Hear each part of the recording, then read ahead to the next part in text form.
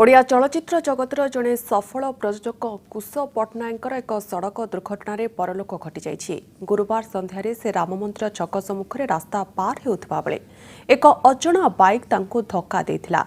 फलरे से तले पड़ जाई आहत होइथिले। परे परे तांको एक घरोई हस्पिटाल को स्थानांतर करा जाइथिला। सेठारे डाक्तर तांको मृत घोषणा करथिले। 57 वर्ष बयसरे तांकर परलोक घटिछि।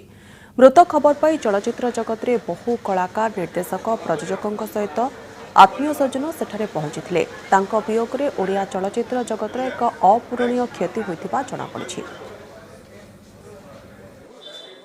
बहुत कष्ट बर्तमान आपण माने समस्त जानती ओडिशा दर्शक प्रेमी मान जानते ओडिया चलचित्र पर जो गोटे बर्तमान बहुत गोटे बड़ घड़ीसंधि मुहूर्त जे आम गति करुचु ता भीतर कुश पट्टनायक जे कि आमर प्रयोजना संस्थार से सभापति थिले, मोर सान भाई मोर अति प्रिय बंधु थिले।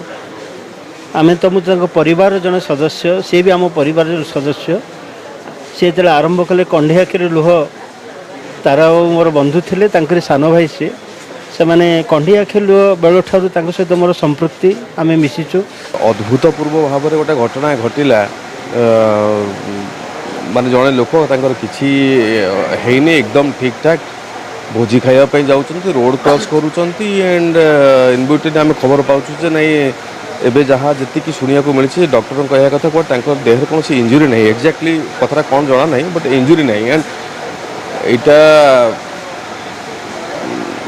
माने बोधे छोट मुहर बड़ कथा माने किसी लोक कहते जे भल किसी लोक कहते खराब बट इंडस्ट्री पाई ये गोटे बहुत बहुत दर्दनाक कथा कि एभली लोक एभली प्रोड्यूसर बा एभली जने मनीष पाइबा बहुत बड़ कथा। समस्त संगे मिलापी थे समस्त माने से समस्त देखिले हसी देवे समस्त संगे मिसिकी चलिए बहुत भल मनीषटे चलीगला ता संगे भल प्रोड्यूसरटे भी चलीगला तेणु एत बड़ क्षति इंडस्ट्री को बहन करा पड़ो।